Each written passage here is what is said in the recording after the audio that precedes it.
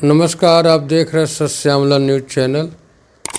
बिहार में विधानसभा चुनाव के पहले चरण के नामांकन की आज अंतिम तारीख है, लेकिन अभी भी दोनों गुटों में सब कुछ हॉल इज वेल नहीं है। कुछ लोग बिना पैराशूट के हेलीकॉप्टर से उतर करके उम्मीदवारी भी दे रहे हैं। उसके बावजूद भी आम जनता खुश है। विकास कैसे होगा, यह तो सोचने वाली बात। इसी चुनावी प्रक्रिया में घूमते हुए आज हम नवादा विधानसभा के मुख्यालय में हैं और हमारे साथ हैं के प्रभाकर, जो भाजपा के नेता हैं, प्रवक्ता हैं। सर, आपका हमारे चैनल में स्वागत है। जी, आपका भी स्वागत है। चुनाव का सेकंड फेज में नवादा में चुनाव होना है, क्या स्थिति है नवादा में? स्थिति की जहाँ तक बात है वो बेहतर है और हर परिस्थिति में हम प्रचंड बहुमत से जीतने की स्थिति में हम पहुँचे हैं। आप ये सवाल कर सकते हैं कि आपने अगले बार 5 में 1 जीता। जो फैसला है जनता की अदालत का, उसे सहस्र स्वीकार करता हूँ। तो वह जो घटनाएं घटित हुई, जनता ने जो हमें 1 पर दिया और 4 पर रोक दिया, ये दिखाने के लिए, ये बताने के लिए कि आप में अलग अलग क्षेत्रों में जो कमियां हैं आप उसको दूर कीजिए। हम आपके हैं और रहेंगे। तो हमें पूर्ण विश्वास है और दिखता भी है कि इस बार हम 5 का 5 सीट नवादा में एनडीए जीतेगी और वह जीत जो होगा एक नए इतिहास विकास के रूप में लिखेगी। 5 का 5 सीट पहली बार एनडीए निकालेगी नवादा में? जी नहीं, अगले बार और पहले भी जीत चुकी है। 5 का 5 ऊंचा नीचा होते रहता है। अच्छा। लेकिन जनता जब आपको रोकती है तो एकमात्र सूचना होता है कि आपके व्यवहार में, आपके कार्य में, आपके अंदाज में जो कमियां हैं उसे दूर करो, हम तुम्हें संपूर्ण करेंगे। नवादा जिला में, आप जिला के राजनीति करते हैं, नवादा जिला में जो युवाओं की स्थिति है, शिक्षा का, बेरोजगारी का, पलायन का, उस पर आप क्या कहेंगे? देखिए, आप नवादा की बात ही नहीं, पूरे बिहार और पूरे बिहार की बात कम से कम आप देख लीजिए। हर जगह स्थिति सुधर रही है। अब पलायन की स्थिति तो नहीं सुधरी है सर। देखिए, मैं पहले भी कई पत्रकारों को इस मुद्दे पर मैं अपने विचार को रख रहा हूँ। जब पलायन जैसे शब्द की मूल परिभाषा से और उनके कार्य करने के तरीके से जब हम अवगत नहीं होंगे तो पलायन एक मानसिक पलायन का मूल परिभाषा क्या है? जैसे पलायन, अब एक चीज मानिए आप कि हम अपने जन्म स्थान और कर्म स्थान से हम कहीं दूसरे जगह जाकर किसी भी कारण से अगर प्रवास लेते हैं तो पलायन का हिस्सा होता है। अच्छा। लेकिन मैं आपसे पूछना चाहता हूँ, जो भी नेतागण विपक्षी इन शब्दों का गलत इस्तेमाल करते हैं कि अगर सरकार नौकरी देती है तो सरकार नौकरी देती है तो क्या ये तय करती है या क्या संविधान में ऐसा है कि उन्हें अपने जिला में ही, अपने प्रदेश में ही सरकारी रोजगार दिया जाए? अगर हम बड़े प्रतिस्पर्धा में बैठते हैं, हम आईएएस की तैयारी करते हैं, सफल होते हैं, तो क्या ये संविधान में नीति है कि सर्वप्रथम हम अपने जिला में ही जीवन भर या प्रदेश में ही हम अपने आप को स्थान रखें? प्रभाकर जी, बात को आपने काफ़ी बेहतर घुमाया, क्योंकि भाजपा में भाजपाई लोग गोल गोल घुमाने के माहिर हैं। उसी माहिर खेल में आप भी हैं। खैर, कोई बात नहीं। आईएएस आईपीएस की तुलना आप एक वैसे मजदूर से कर रहे हैं जो मजदूर बिहार में 2 जून की रोटी नहीं कमा पा रहे, अपने बूढ़े माँ बाप को छोड़कर, अपने नई नवेली पत्नियों को छोड़कर दिल्ली मुंबई जा कर के 2 जून की रोटी कमाते हैं, ईंट पत्थर भी ढोते हैं, चौकीदारी भी करते हैं, साथ ही वहाँ जलील भी होते हैं। आपकी ही सरकार है महाराष्ट्र में, वहाँ भी हाल की बात है, सीतामढ़ी की एक परिवार ने मराठी नहीं जानने के नाम पर कितना उसको जलील किया गया, और जब तक वो माफ़ी परिवार नहीं मांगा तब तक उसको लोग जलील करते रहे, और उसके बाद भी आप पलायन का परिभाषा गढ़ते हैं, IAS IPS से तुलना करते हैं। कैसी दोहरी बात है? हम तुलना नहीं करते हैं जी। जिस विचार से, गंदे विचार से विपक्षी ग्रसित है, मैं उनको एक सरकार के अंदर गुणवत्ता रहने वाले व्यक्ति के रूप में हम उन्हें उदाहरण दिए हैं कि जिस चीज को आपने गंदे तरीके से लोगों के बीच रखने का प्रयास किया वो सर्वथा गलत है। मैं पॉलिटिकल पार्टी की बात छोड़ दीजिए ना, आप एक ग्रामीण हैं, आप यहाँ के बासी, मुझे ये मतलब नहीं कि आप भाजपा से हैं कि लोजपा से हैं, ठीक है, आप एक आम भारतीय हैं, एक आम बिहारी हैं। आप एक बिहारी होने के नाते आप तो बता सकते हैं ना कि नवादा में वास्तव में नवादा के लोगों को बेहतर जीने की व्यवस्था है। बिहार में ही बता दीजिए, पूरे 38 जिला है, नवादा के लोग बिहार के किस जिला में जाए तो वहाँ उसको रोजगार मुहैया हो सके, जो 365 दिन काम कर सके। यही बात तो मैं कह रहा हूँ कि कोई ऐसा, बहुत कम ऐसा प्रदेश है जिस प्रदेश के लोग अपने प्रदेश में ही रहकर सारी सुख सुविधा, जीवन यापन का और रोजगार उन्हें प्राप्त होता है। इसमें कई निचले स्तर पर हैं, कई मध्य स्तर पर हैं, कई उच्च स्तर पर हैं। तो हमारा जो बिहार है इसमें सबसे निचले स्तर पर है इसमें रोजगार के मामले में।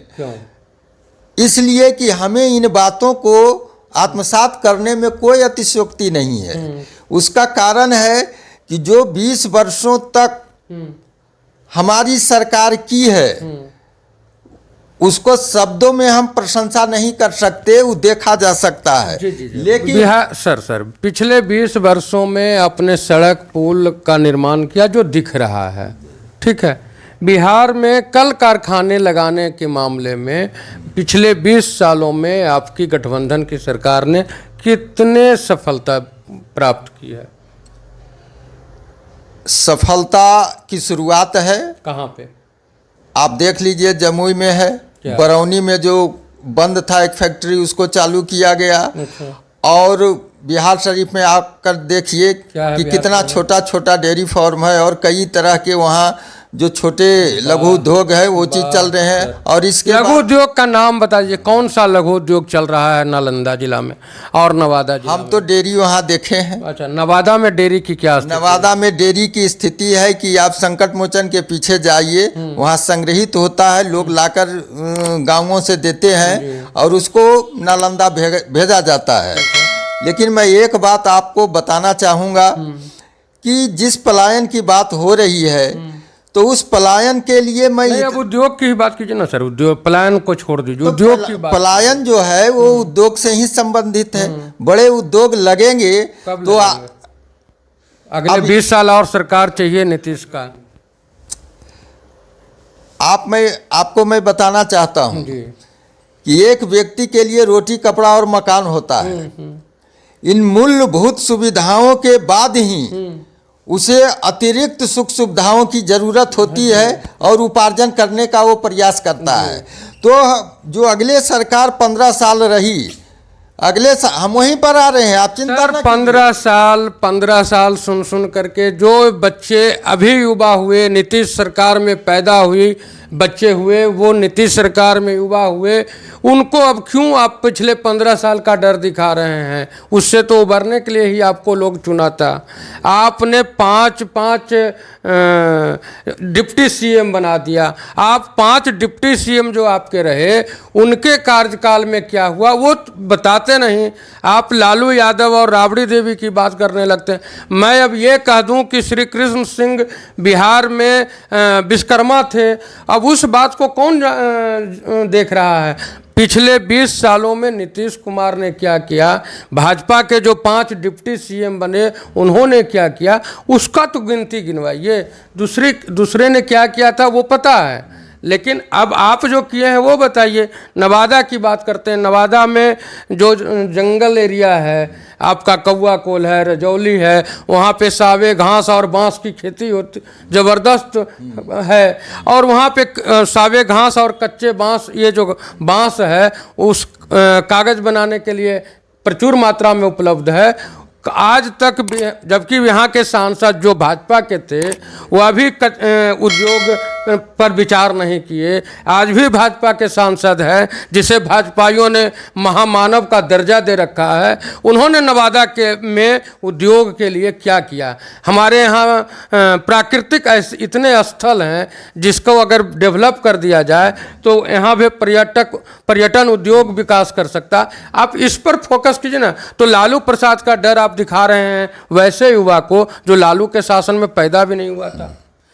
डर की बात नहीं है, हकीकत की बात है। आप जिसे डर समझते हैं वो बिहार की जनता और देश की जनता वो देखती है और जानती है, और जो उनके बाद पैदा लिए बच्चे वह इतिहास को पढ़ती है।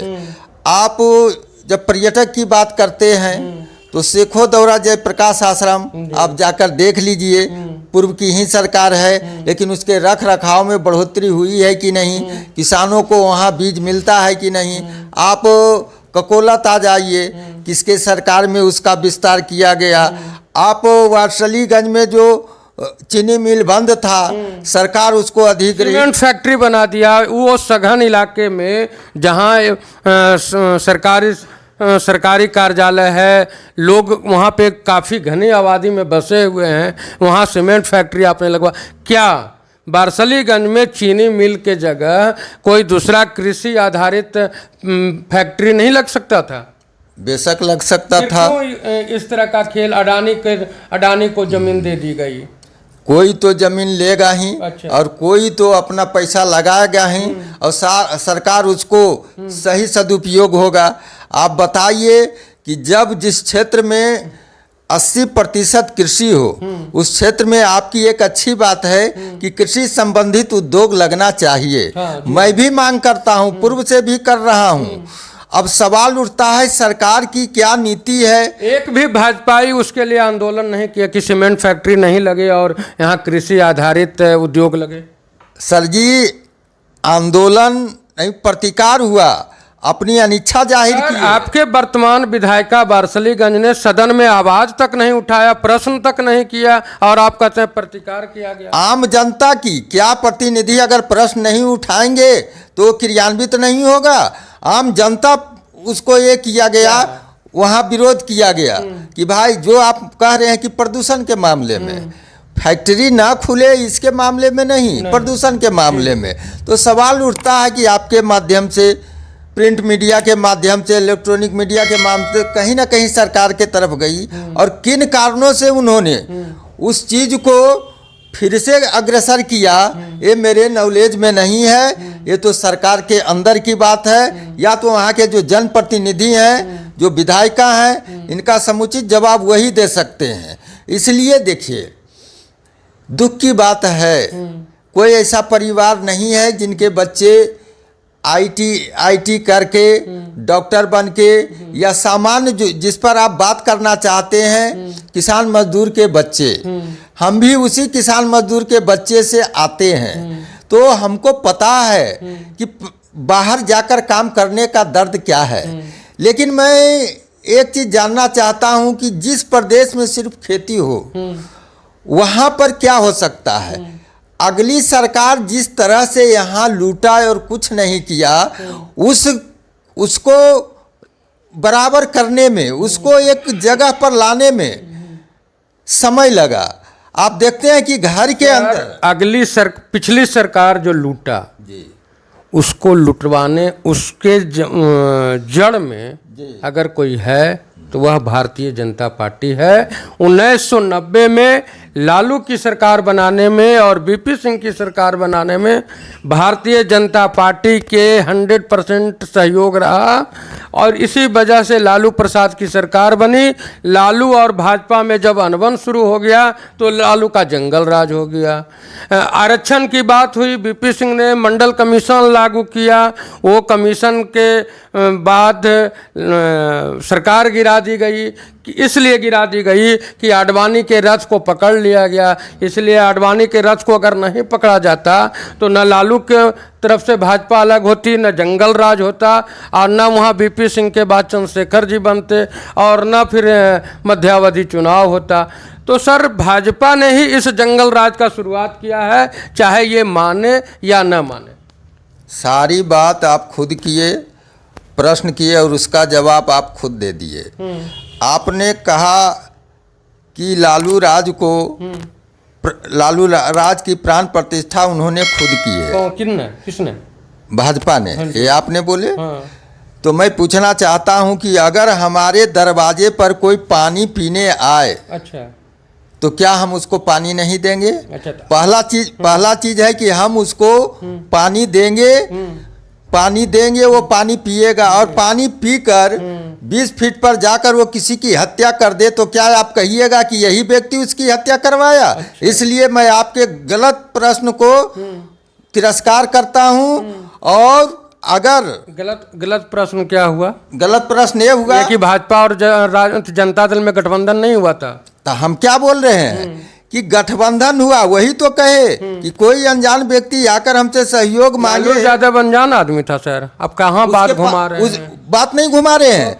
उसके पहले उन्होंने कितना नरसंहार किया ये आप जनता को बताइए। हम काहे को बताएं? आपने बताना है, जनता सब जानती है। आप ये जानते हैं कि ये जितना बोलते हैं सिर्फ गलत बोलते हैं, तो सही आप जनता को बताइए कि जिस वक्त प्रथम बार हमारी सरकार ने उन्हें सहयोग करके जन कल्याण के लिए बिठाया गद्दी पर, तो क्या उसके पहले उन्होंने कितना अत्याचार, कितना घोटाला, कितना लूट, उसके पहले उनको मौका कहाँ मिला था?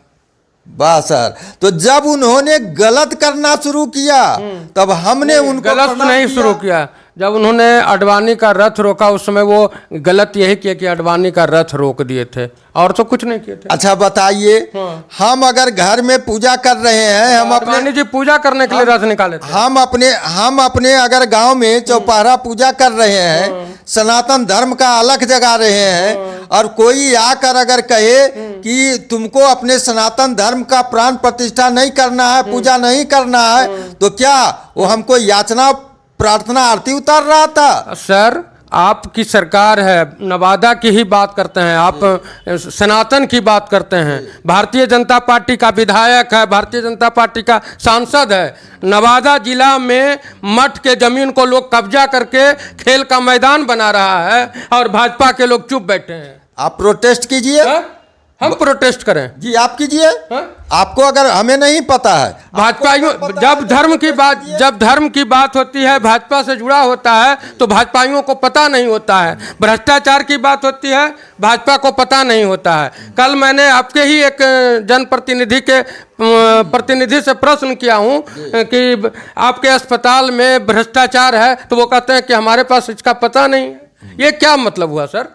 देखिए, ये जो भी बात कहते हैं कि भ्रष्टाचार नहीं है, कार्यपालिका में जिस स्थिति में हो भ्रष्टाचार है और उस पर लगाम लगाया जा रहा है। आप देख रहे हैं कि कोई ऐसा दिन नहीं है जो हर कार्यपालिका के विभाग को दर्जनों ऐसे विभाग हैं जिनमें निगरानी वाले उनको पकड़ रहे हैं, डीआईजी रैंक के व्यक्ति को पकड़कर और उन्हें ले जा रहे हैं। तो सवाल उठता है कि जो इतनी बड़ी जनसंख्या है, जनसंख्या बड़ी है या छोटी हो, अगर कोई व्यक्ति गलत करता है तो जब तक हमें पता नहीं चलेगा कि आप क्या करने जा रहे हैं, तब तक हम उस पर कार्रवाई कैसे करेंगे? आज जहां भी पता चल रहा है सरकार को, वहां हर हाल में सरकार उन पर कार्रवाई कर रही है। इसलिए मैं ये कहना चाहता हूँ आपके माध्यम से लोगों को कि जहाँ भी गलत हो आप प्रशासनिक स्तर पर, कार्यपालिका के स्तर पर बड़े पदाधिकारी को आप अगर सामूहिक कार्य पर, अगर किसी जमीन पर किसी व्यक्तिगत रूप से कब्जा होता है, सामूहिक तौर पर आप वहाँ प्रोटेस्ट करें। अगर कार्रवाई नहीं होती है तो मैं अपने सरकार को बोलूँगा और वो अगर गलत करेगी तो गलत कहूँगा। अभी तो आपने जब सीमेंट फैक्ट्री की बात हो गई तो आपने उस पर कहा कि हम लोग तो सरकार को लिखा और सरकार नहीं सुनी। तो जब सरकार सीमेंट फैक्ट्री पर आपकी नहीं सुनी, आपकी पार्टी की सरकार है, तो आम लोग जो प्रोटेस्ट करेंगे उसके बारे में कैसे सुन जाएगी सर? इसलिए आम लोग इसलिए सुनेंगे कि आम लोग के द्वारा, अप्रत्यक्ष मतदान के द्वारा ही वो जनप्रतिनिधि लोकतंत्र में चुना जाता है और वह उसके सेवक होते हैं, उसके मालिक। सेवक कौन? आज के लोग जनप्रतिनिधि सेवक हैं सर? क्या सेवक हैं? जी नहीं, आज के सर जनप्रतिनिधि आज मालिक हैं। एक आप ही के क्षेत्र जिला में एक गांव है सिमरी, है ना? वहाँ के वार्ड नंबर 1 के जो जनप्रतिनिधि हैं उन्होंने हमको ही फोन करके कहा कि आप हमारे गांव में अगर न्यूज बनाने आए हैं तो न्यूज लेने से पहले आप हमारे पास क्यों नहीं आए? क्यों भाई? हमने कहा कि क्यों? तो उन्होंने कहा कि इस क्षेत्र के, इस वार्ड 1 का मालिक मैं हूँ, बिना मालिक से मिले आप न्यूज बना लीजिएगा। जनप्रतिनिधि का मतलब मालिक, उन्होंने कहा है। ठीक है, वो आपको अगर इस शब्दों से उपमित किए हैं, आपको ये सूचना दिए हैं, तो मैं आपसे ही पूछना भी चाहता हूँ और कहना भी चाहता हूँ कि एक घर में रहने वाले का अगर एक बेटा अगर गुंडा हो जाए तो क्या पूरा परिवार गुंडा हो जाता है? नहीं। तो अगर एक बाचाल व्यक्ति है जिसे अपने संविधान का नीति और नियत पता नहीं है, उन्होंने पढ़ा नहीं है, तो दोनों बात बोलते हैं जी, आप ही लोग दोनों बात बोलते जी। वो घर परिवार का एक आदमी गुंडा हो गया तो पूरा गांव, पूरा घर गुंडा नहीं होगा।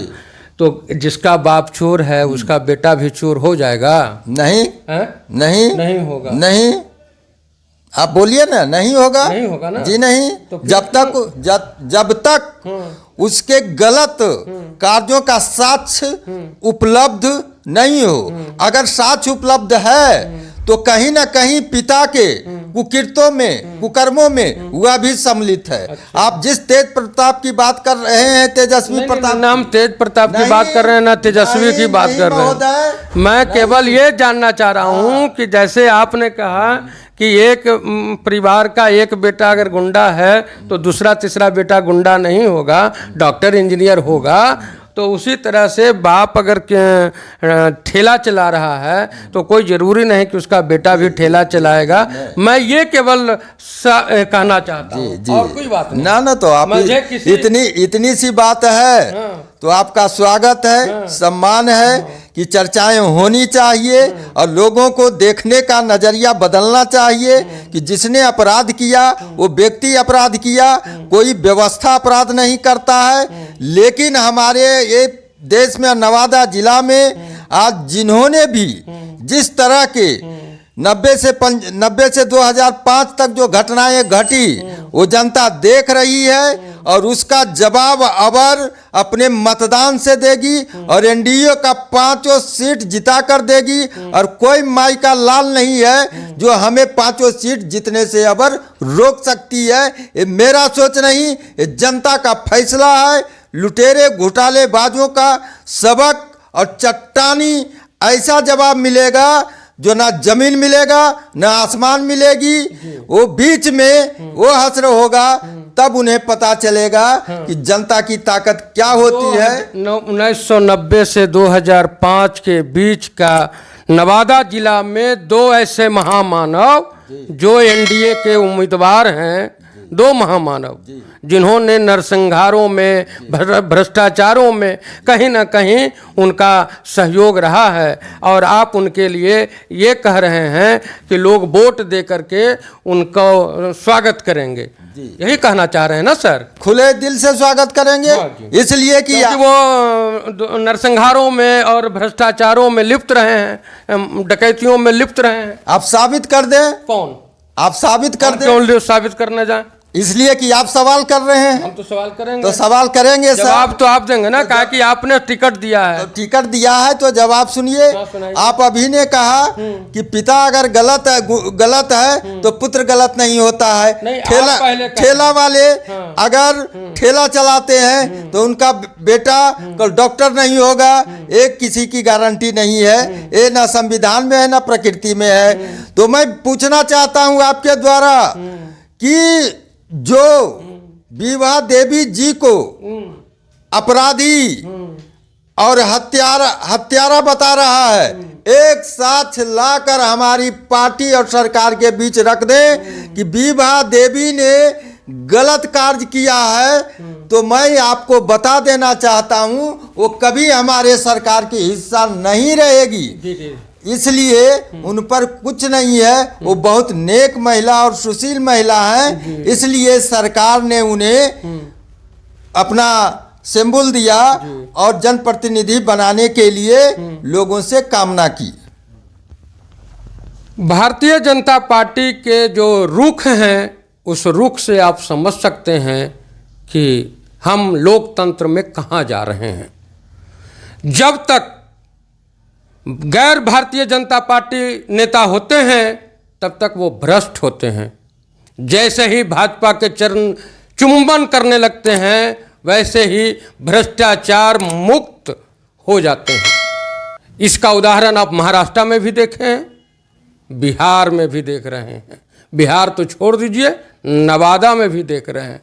कल तक जिस राजवल्लभ यादव पर भारतीय जनता पार्टी के लोग पानी पी पी कर आरोप लगा रहे थे, उन्हें बलात्कारी कह रहे थे, आज जैसे ही वो भाजपा गठबंधन के चरण चुंबन किए, भाजपाइयों के बोलने के भाषा बदल गए हैं।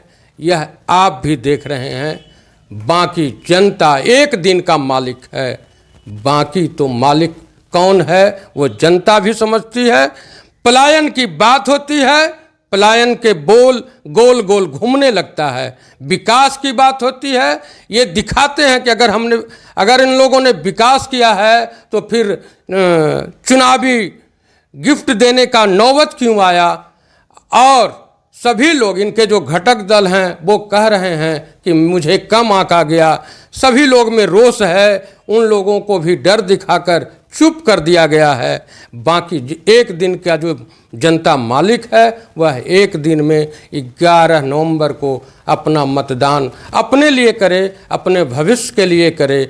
सर, आपने जो समय दिया उसके लिए धन्यवाद। जी जी जी जी आपको भी धन्यवाद और आपके श्रोताओं को भी धन्यवाद देता हूँ। और ये कहता हूँ कि सबसे बड़ी चीज़ है, दल हमारा हो या दल आपका हो, दल की नीति और नीयत को समझें और समझते हुए जो भी प्रत्याशी हैं उनके कर्म और चाल की समीक्षा करें, तब अपना मतदान दें। जो पत्रकार महोदय कह रहे हैं, मैं उनके विचारों से सहमत हूँ। और सहमत इसलिए हूँ कि सही बात है कि 5 सालों में एक बार आपके लिए समय आता है, एक दिन का समय आता है। अगर उस एक दिन को समझ लेंगे तो हमारी सरकार सब दिन समझते रही है और समझेगी। नमस्कार।